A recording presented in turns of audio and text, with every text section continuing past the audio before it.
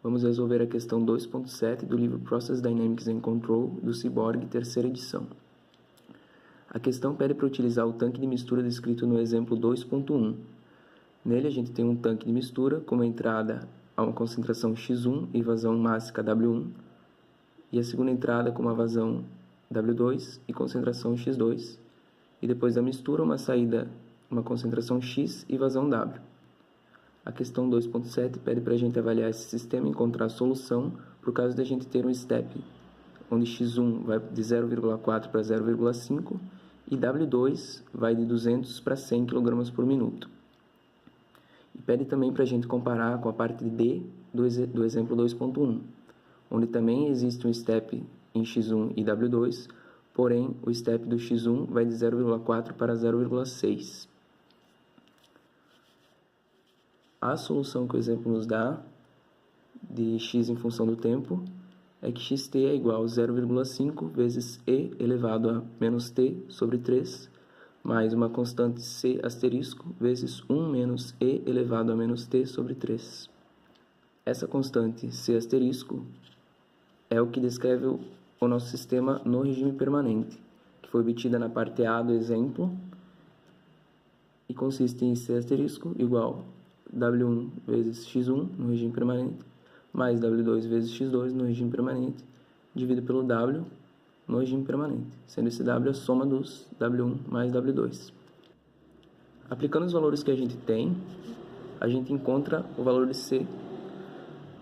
Temos que W1 é igual a 500, que é dado no exemplo, o X1 0,5, que a nossa questão dá, mais W2, que é 100, que a gente tem um step de 200 para 100, vezes a concentração X2, que é 0,75, que também é dado no exemplo.